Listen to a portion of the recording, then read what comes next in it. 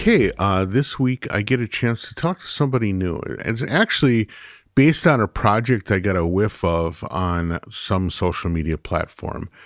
And I started doing a little legwork and I realized, I have a chance to learn about something before it happens. I always like that. I mean, it seems like tripping over a piece of intellectual gold somehow. So the story is that there's a new magazine coming. It's called Waveform, and it is going to be put out by one Ellison Wolf. And so that's who we're talking today, Ellison Wolf. So I'll stop talking. Let's talk to Ellison himself. Hey, man, how's it going? It's going great. Thanks, Darwin. How are you doing? All right. Thanks a lot for kind of coming in early and talking to us about your magazine. I'm very excited to hear about what you're doing. Why don't you fill people in a little bit on what this is going to be about?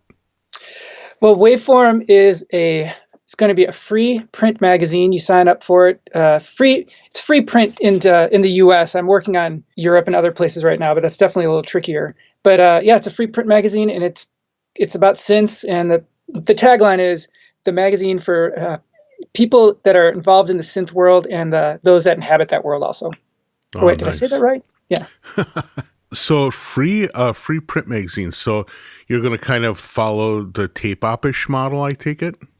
Yeah, absolutely. Tape-ops, I've been reading it for a long time, and it's a huge inspiration. So yeah, definitely. That's fantastic. Well, I am glad to hear someone is inspired by them to do something in the synth world. I agree with you. They are an inspiration in many ways, not only the people that they cover, but the way that they cover it and the way that they engage with the community as well. One of the things that they have a tendency to do a lot is a lot about the people behind recording. To what extent, it's really easy when you think about a magazine about synthesis that it's going to be about gear, but your tagline kind of implies that there's a lot of people that in it as well. Am I reading that right? You absolutely are. It's actually my main inspiration for creating Waveform is the people. It's I find the synth community just inspiring and fascinating. It's propelled me to this point where I almost feel like I need to explode because it's everybody that I meet, they're so generous and they're so interesting and it's almost endless. I mean, the gear is definitely important. Like the music itself is important, but in the magazine, I wouldn't say it's necessarily secondary, but it's definitely not the main focus whatsoever. The main focus is the people that make the equipment, the people that play the equipment, the people that think about it, the people that are obsessed with it, even the people that sell it. Every issue is going to end the back page with a little section called Shop Talk, where we interview one of the synth shops in the United States, and we just send them this kind of Proustian questionnaire, kind of like a Vanity Fair type deal that they fill out. Right. So it's definitely you're correct in your assumption. Over the course of my podcast, I have interviewed a couple of the retailers, and they're pretty fascinating because I imagine there are people who run like an Ace Hardware that are obsessed with screws and nuts and nails and stuff. But I can't imagine that it's built off of passion in the way that a lot of these synth shops are. I think it's really neat that you'd be working with, talking to them as well. That's really nice. Yeah, I mean, I think you'd be hard pressed to find somebody that's involved in the synth store that's doing it for the money and the money only, really. Right. Good point. So what made you decide that a magazine had to be made? I almost can't really even remember the initial kernel of it. I think I was reading Tape Op and just thinking about some of the people in the synth community. I live in Seattle, and some of the people here, some of the makers and people that own and or work at Patchworks, which is the local shop here. And it was almost like it was almost a eureka moment where I was like, God, I find these people not just fascinating, but genuinely nice. And I've been involved in, numerous industries. I mean, I used to write for music magazines. I was a TV writer for a little while. I was big into the snowboarding world. When I was 20, I had a snowboarding shop, and then I was sponsored for snowboarding for a while. And then I worked for Burton Snowboards, and I worked for a snowboard camp. And it's just, this is the first time where I feel like ever since I got involved in synthesizers, I felt a real kinship with the people that are also involved with it, and it really inspired me to do this. Now, you definitely tripped my curious wire with some of those drops, though, because I would say, actually, there have been a number of people that have mentioned like skateboarding as a backdrop for sort of the aesthetic that they brought into working with modulars. I've never heard anyone talk about snowboards before, which is Right. kind of interesting. But also, you don't start a magazine if you don't like to write. You know, there's got to be something there as well. And so I'm curious, where does the juncture of writing and, you know, all the work that's going to go into publishing, plus synths and the interest in synths and synth gear, but also clearly kind of an interesting worldview that comes from things like snowboarding. Where does all this come from? What's your background? How did you get where you are? And what is the musical side of you that that is part of this? Man, it's a good thing we don't have like a couple days to talk about it because I would definitely talk your ear off. You know, the one thing I'll say is I think when I was younger, I really just always felt out of place, to be honest. And it wasn't until skateboarding, and I was pretty good at skateboarding. I wasn't amazing, but I was good. I was okay. But it was my own thing, and it taught me how to have your own thing, but it also taught me about adaptation because in skateboarding, it really is all about being able to adapt to your surroundings. If you can't do that, it just won't be any fun. And every time you go to whether it's a different skate spot or skate park, if you can't adapt, you're toast, really. And you also have to be able to learn how to fall. Those are like the two important things that I took out of it. If you can't fall well, you're just going to break a bunch of bones and you'll just be in pain.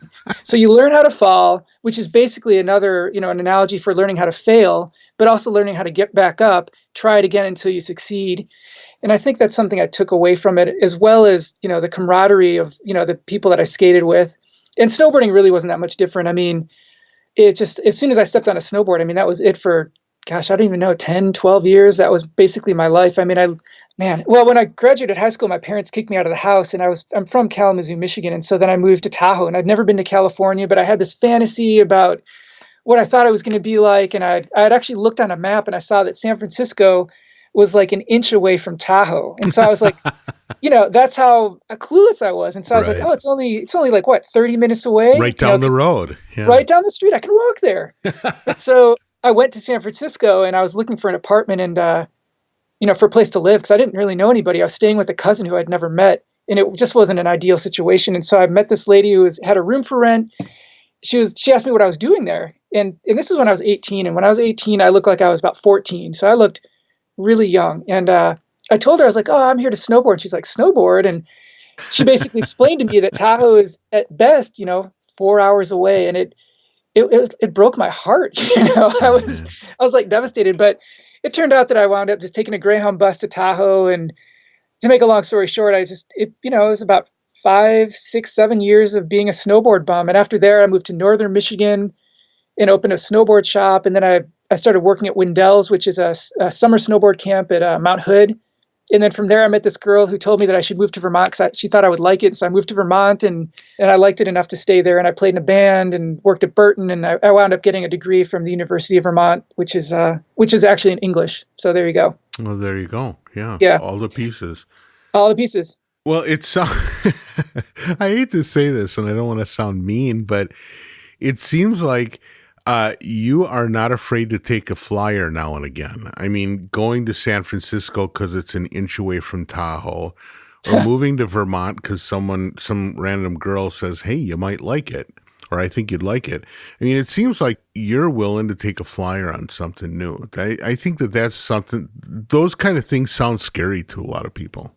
Well, it's this combination of being, I wish I could say it's like courage or fearlessness, but I would actually say in my case, it was probably a lot of just cluelessness, actually, and aimlessness. It's kind of this combination of those two with a healthy dose of persistence and desire to make something of myself. And it's like I just kept bouncing around. The girl who told me to move to Vermont, I've actually never seen her again. So, and even that's a crazy story. I was working at that snowboard camp in Mount Hood, which is Oregon, and she was sleeping next to a Wendy's drive-through, and I was actually sleeping in a tent in the forest and in the woods. And I told her, I was like, "Well, you can sleep in my tent if you want," and thinking that I was going to meet somebody special. How's that? And Right. and we just became friends. And then just offhandedly, she said that I should move to Vermont. We spent like a few days together, and then she disappeared, and I've never heard from her since. But it set in motion, a path. I mean, it really started me, learning myself and becoming myself. It's been interesting. I'll leave it at that. And you're correct again. Sure. So how did you get started in music, and how did that take over from snowboarding and some of the other stuff that were previously your interests? Well, I had a lot of friends from skateboarding that were into like punk rock and underground music in Kalamazoo, Michigan, and it is actually a pretty exciting scene, really. I wasn't involved with it musically, but I just saw that. And then when I moved to Vermont, I've always been singing. I was in choir in like the fourth grade, and I was in a couple musicals in high school just because I could sing. I mean, I can't really act, but I was just trying stuff out. And when I moved to Vermont, I just decided I wanted to try to start a band just to see if I could do it. And I was in a really pretty generic but fun rock band, and with a cool group of guys. I enjoyed it, but it was actually after I quit that band, the desire was still there to create, and it's never left. I mean, ever since that, I mean, it's just this constant. It's my other passion, and it's this constant drive to sing and write music and explore music and all that stuff. And I play in a band. My wife and I have a band called Secretary, and that's kind of the culmination of really the culmination of all of everything musically. It's somewhat traditional because there's a guitar involved, but there's also a modified Fender Rhodes and a synthesizer and stand-up drums and looping vocals and Ableton and and it's the two of us, and then we play with the drummer. So there's a lot of movement, and it's really just this thing that we created ourselves. It's been really exciting, but it's just this evolution. And I look back on some of the ways that I've gotten to where I am, and it's just this constant twisting and turning of, and evolving, I guess. It's really interesting to me that you got into music sort of from a band background. I think, I mean, that's what I did too, but I think it's at least currently in the current scene, that's kind of a rare thing. It seems that an awful lot of people come to synthesizers, and particularly in the modular world, come to it from kind of a solitary DIY space Hmm. rather than from a social and band oriented space, right? Yeah, it seems like a lot of the people that I meet are, just very into, either they're into technology or they are just very solitary, and they found a way to create this world of music without having to rely on band members, which I completely understand after Right. being in a couple bands. So, it's like I too, I lament having, needing other people sometimes, but at the Right. same time, the people, it's ironic because the people that have come from it within, from that background, it's like when there's a synth meet or, a festival or something, you meet those people, and that's where they get the community. It's not necessarily the performance aspect, Hmm. but it's I don't even know how it's not really the equipment aspect, but just the fact that there are other people that are in the same boat with the same interests. And that's really where the magazine comes in for me, because it's the community is just, I can't stress it enough, but it's the driving force. It really is. The people that I have met, whether I've interviewed them or I'm just friends with them or I've just, bumped into them offhandedly at like Moogfest or something. It's always been a positive experience. And I can't say the same for every other industry that I've been involved with. Sure. So you've got this band secretary that you do with your wife, but do you also sort of do this solo sit in the corner with a sequencer and go insane kind of a thing? I mean, I'll tell you, I was happy the first day that I got a MIDI sequencer, because I was like, oh my God, I can work on arrangements without having to have people to try and help me accomplish them, right? It was a Yeah. big winner. And as much as I enjoyed the drive and the excitement of being on stage and with the band and stuff like that, there was something that like stimulated some important cortex in my brain by being able to dive into that kind of personal world as well. Right. And I'm just wondering, did you find that as also or not? Well, the only difference that we're talking about is when you say, do I sit in a corner and make music by myself? And it's like, to my wife's lamenting, I suppose I've basically taken over the house. So, No there's corner for you, no, huh? no corner. The corner is taken over by our coats, and everything else is synthesizers or pedals or speakers or, you know, Fender Rhodes, whatever it is. But, working in a band setting as opposed to working, I actually I perform as Essential Tremors. That's what I call it. I just played a couple days ago, but it's transcendental.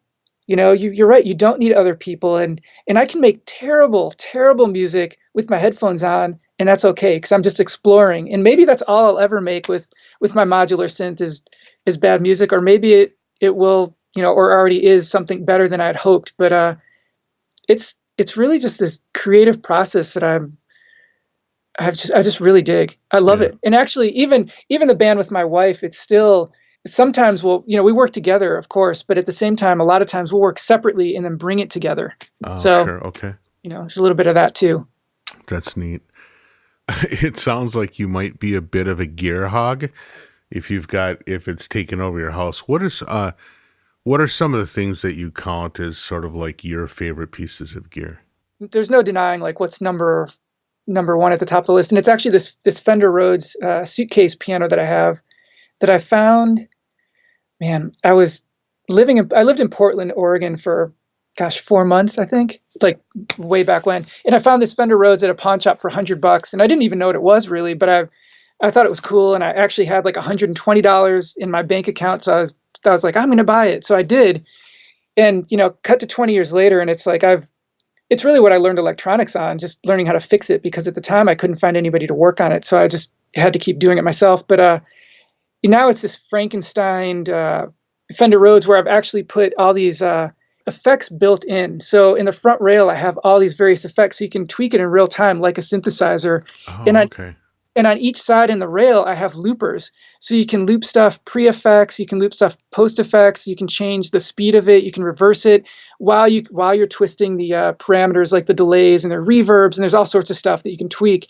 And it's really it's basically it's not a synthesizer, but it's pretty darn close. And that's Right. that's probably like the most indispensable thing. I'll be buried with it, really.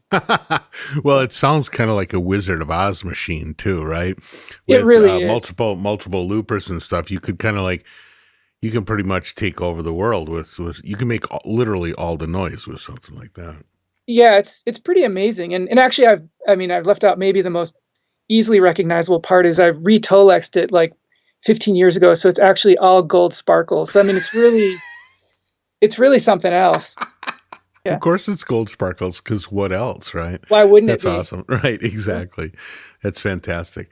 So let's talk a little bit about this, about the project, the Waveform magazine project, because I'm not going to be the only one of the listeners to kind of look at the landscape right now and see an awful lot of magazines that either have folded or are the size of a pamphlet at this point, or are virtual only. And you've made the decision to come out with a print magazine.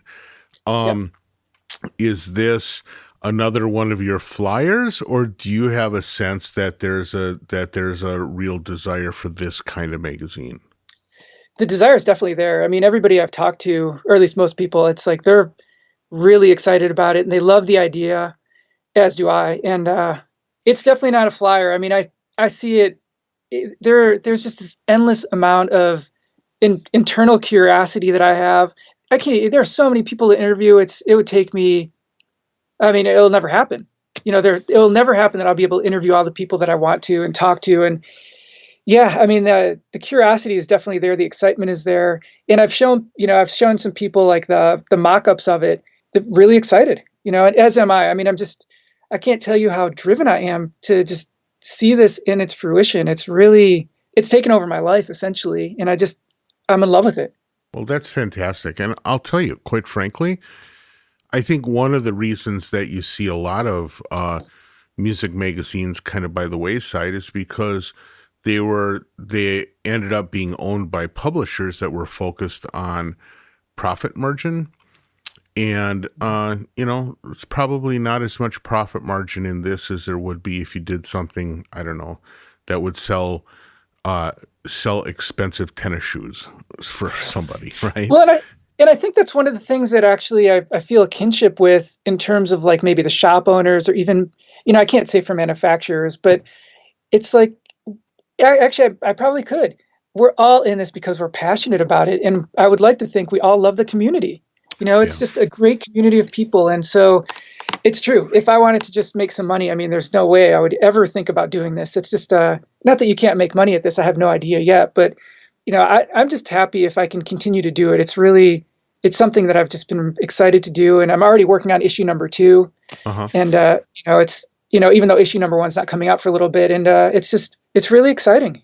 I look at it too. I mean, I agree with you. It's a paper magazine. It's like you're right. Is it just going to end up being some zine that's kind of folded and stapled together in your basement?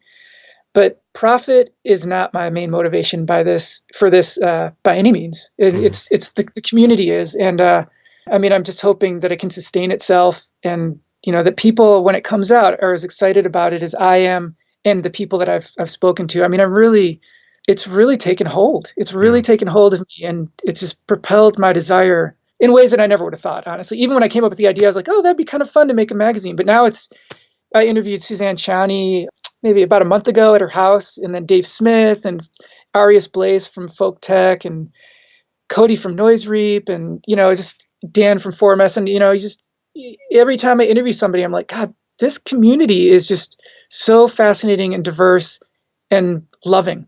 Right. So you mentioned the idea of it being zine-like, and frankly, I have somewhere around here, I have a huge stack of paper, which is a friend of mine back in Colorado let me make copies of all of his old electronic music magazines from back in the day when zines were just sort of like, stapled together things. I mean, are you doing sort of the full-on published magazine format? Are you going whole hog with that? Yeah, I'm hoping it'll actually, I hate to use the word luxury because Mm-hmm. that's such an overused word, but I'm hoping it'll be kind of like a luxury magazine, and that Nice. I'll be able to afford to make it something that would look nice on your shelf, that you can use as a reference, that you'll hold on to, Yeah. with perfect bindings and nice paper and decent, and good printing. I mean, that's the plan. Sure. I haven't even thought about doing it as like anything less than that. It's really just it's honestly at this point, Darwin, it's just a matter of selling the ads to pay for it, and that's it. Uh-huh. One of the things I would expect is actually that you would see some action from both the manufacturers and retailers because there aren't actually that many outlets for people to go to spread the word. So I would think that there would be some support for that. There, I haven't started selling ads yet, so it's hard to say what the financial support will be. But in Hmm. terms of even getting equipment to review, because there's going to be a pretty substantial portion of the magazine which is going to be reviews, and people have been, and companies have been very generous with that, sending stuff to somebody they don't know, and I think partially because there isn't a huge outlet for it, Right. especially for smaller companies. It's Right.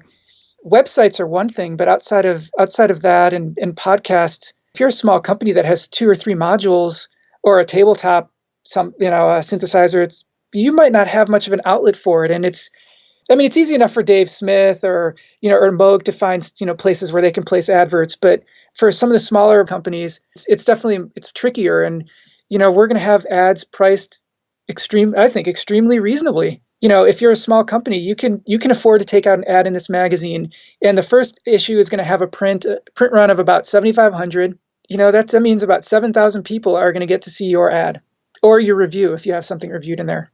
Right. It's interesting. I've just been reading a book that talks about finding the viable audience for what you want to do and not trying to go for the maximal audience. Mm. And I really like the idea of you having your site set on, I mean, quite frankly, it sounds like the people that you want to read this magazine are other people like you. And I think that is actually the best way to pull together a target market.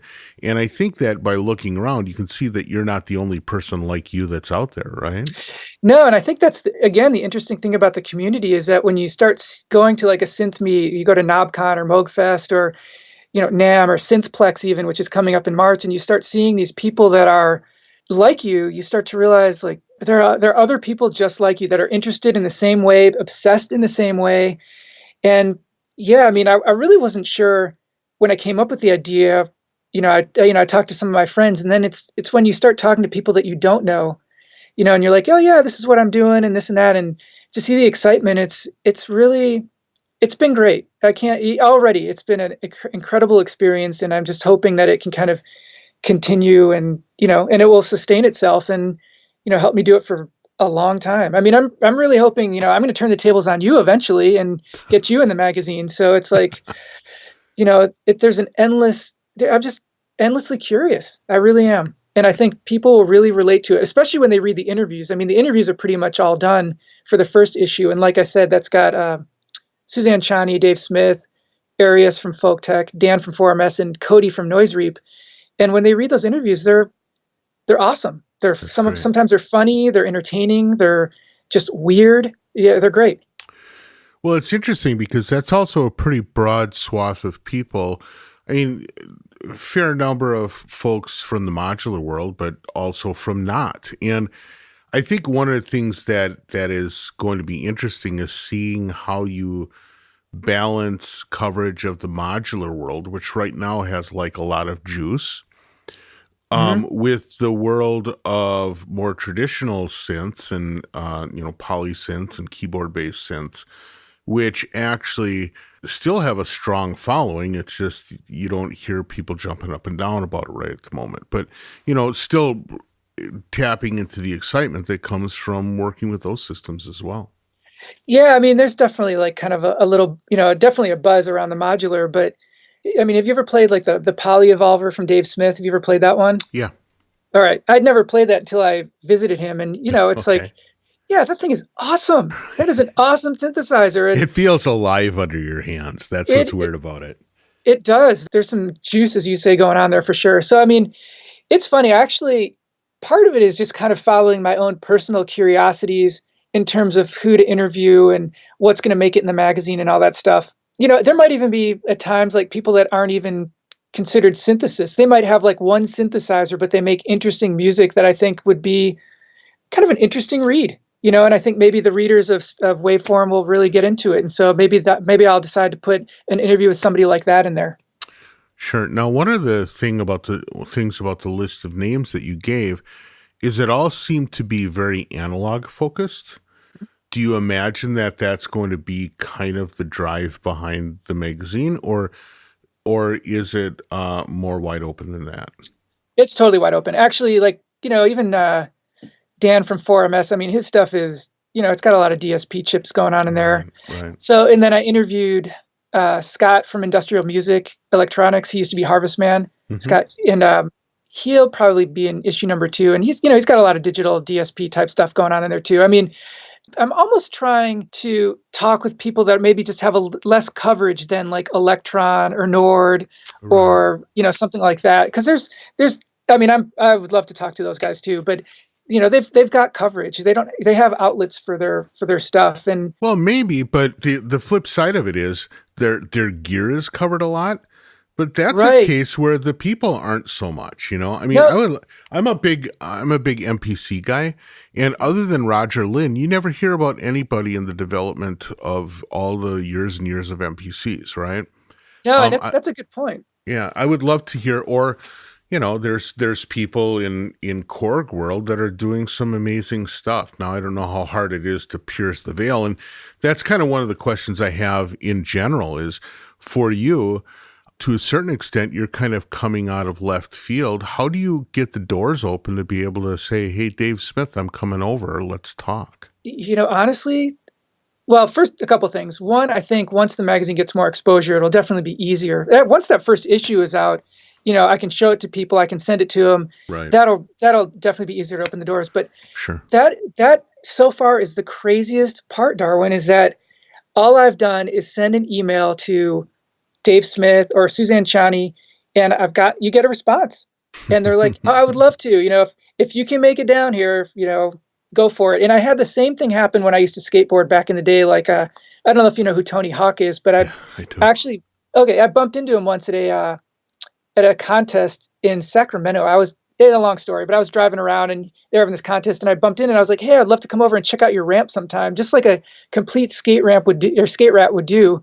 And, and he told me, he's like, hey, if you can find it, come on over. And lo and behold, 2 months later, there I am at his house, so it's really just a question of asking that question to whoever and trying to find the right person to ask the question to. But like Dave Smith was completely generous with his time. Suzanne Chani, I went down there with a buddy of mine, Tim. He actually runs a podcast too. It's called Modular Modcast. And she made lunch for us. And we hung out with her for 4 hours almost. And it was just, these people are generous.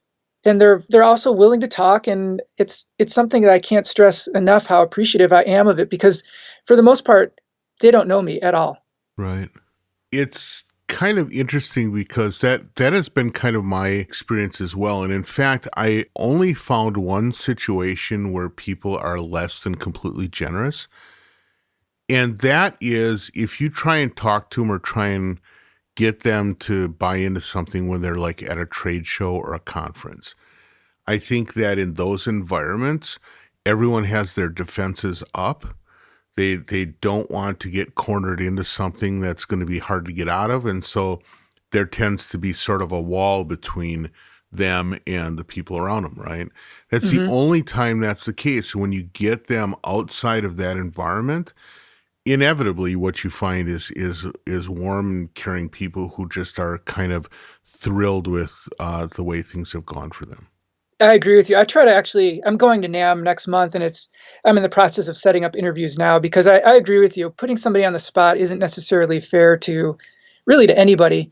And I think for me, I've kind of learned it's nice to actually meet people and be like, hey, maybe sometime down the road we can do this interview, and they can at least put a face to it, or they can kind of sense your vibe, and hopefully they're okay. They like it, and you can kind of go from there. Sure enough. So the other thing I was wondering about the magazine is to what extent you're going to try and have any sort of like educational angle on it. Are you going to do things like tutorials or tip sheets or stuff like that, or are you going to steer away from that? Not steering away from it at all. Actually, I'm talking to a couple guys that have companies that are writing some DIY type articles, and we're going to have, I don't know how big the DIY section is going to be. It really depends. It really just depends. But there's going to be a section of it for sure. Like the first issue, it looks like is going to have, it's a more advanced DIY, but you can take this karaoke module that you can get on eBay for $8 and turn it into a Eurorack delay module with not too much work. And it's amazing. It sounds great. And you throw a couple of Vactrals in there and you can CV the feedback and the time. And it's really something. And yeah, it's definitely something I'm planning on. To what extent, I'm not sure. And I don't know, tutorials, if we're going to have like kind of an intro into synthesis, I feel like maybe in some ways that's where videos kind of excel a little more. But well, and also it kind of like time locks you, because if you do like a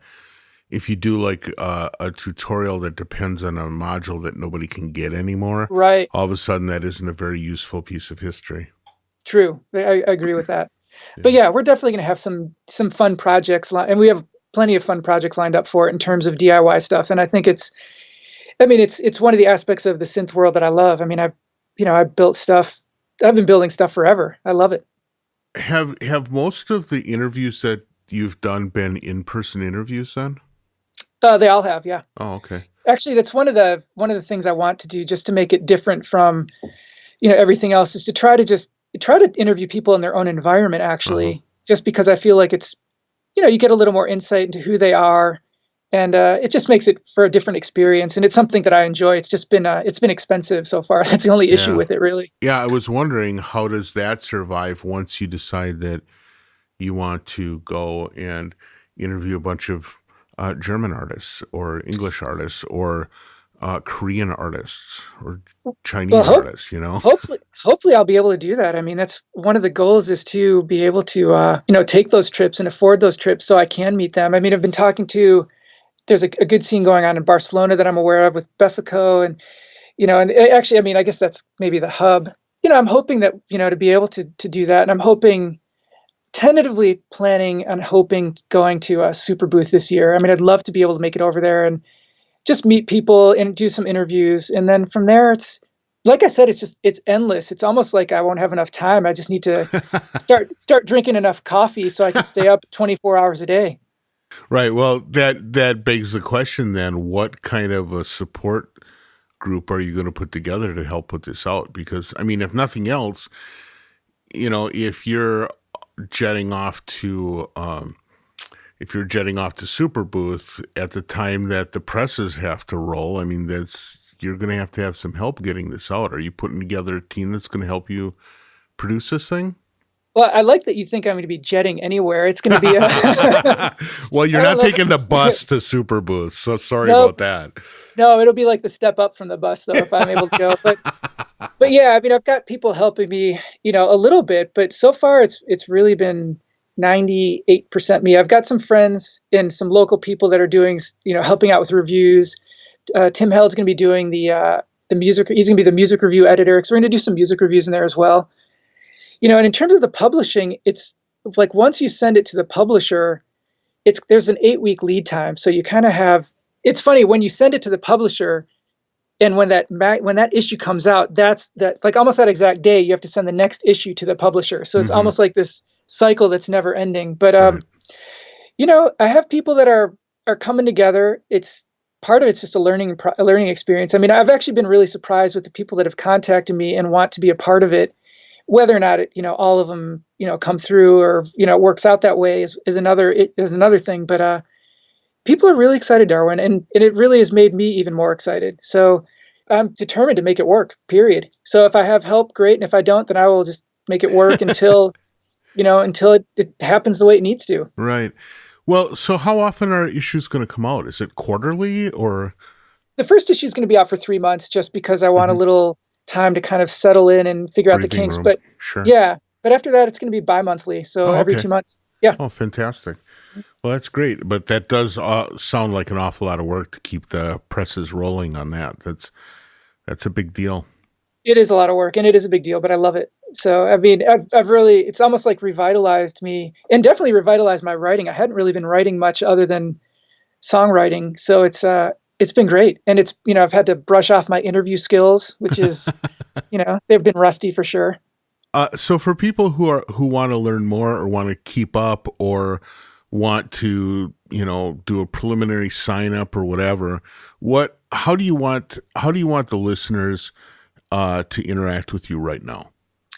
Well, I'd love it if they went to the website, which is waveformmagazine.com and signed up for it for the free subscription. And from there, the interaction is basically, I mean, I'm open to emails if anybody has suggestions or ideas or comments or whatever.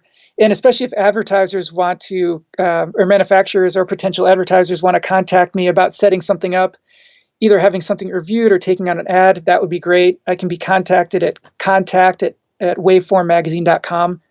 But we also have an Instagram account that we just set up maybe like a couple weeks ago. And so we're just starting to kind of get that warmed up. And that's another way that we can communicate with people. And it's been a lot of fun so far. Well, you mentioned that you were hanging out with Tim, and Tim is like the world's biggest salesman for Instagram. So it doesn't surprise me that you would be on the Instagram boat. I mean, he got me to actually sign up for freaking Instagram. That's how good he is. He's But very persuasive. yes, he really is. Well, man, and if people want to help out, whether it's just giving support or maybe potentially offering, looking for opportunities to write or whatever, same kind of story. They just shoot you an email. Yeah, please do. It's contact@waveformmagazine.com. And yeah, I would love it. I would love it if people heard this and they were inspired enough to sign up and also contact me with any ideas. I mean, right now I've done all of the interviews and I love it, but it's not going to be sustainable to Right. run a magazine and do it all. And I would love just to have some contributions and really the magazine is all about just meeting people in the community. So the more people that are involved, the more people that are excited about it, the better for everybody. That's fantastic. Now, normally at this point in the interview, I ask people like, "What's next?" But I think that you pretty clearly mapped out what your next several years are going to look like. So Yeah, instead, what I'll say is, congratulations for taking this on, for thank you. having such a phenomenal idea, as well as the excitement to embrace and run with it. And I really I hope the best, and I hope that if there's any way that I or any of the listeners, frankly, can help, let us know. Well, I already have you signed up for a full page ad, so we're all set with that. That's right. From all the massive piles of money I'm making on my podcast, sure. Of course. Exactly. That's right. But I appreciate that, and I really appreciate you being interested and taking the time to talk. It's been a really already a great experience, and I'm really hoping I can do well by the community. I really am. That's fantastic. Well, Ellison, I want to thank you for taking the time out of your schedule, and now I really have a good understanding of how valuable that time is.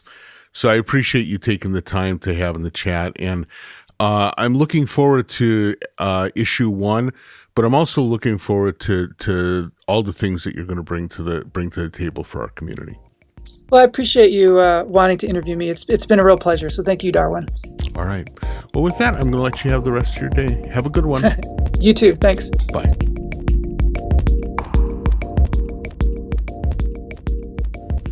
Okay, many thanks to Ellison for having the chat about this upcoming magazine. It sounds really exciting. So I hope you're as into it as I am. I want to thank you, the listeners, for everything that you've been doing lately. I appreciate all the people that have been signing up for subscriptions on YouTube. That's a really handy platform. All the people that are listening via Spotify, but especially all the people that are going to the website and getting the feed directly from me. I get the best results in terms of tracking people's use from that. So I really do appreciate it. Thanks so much, and I will catch you next time around. Bye.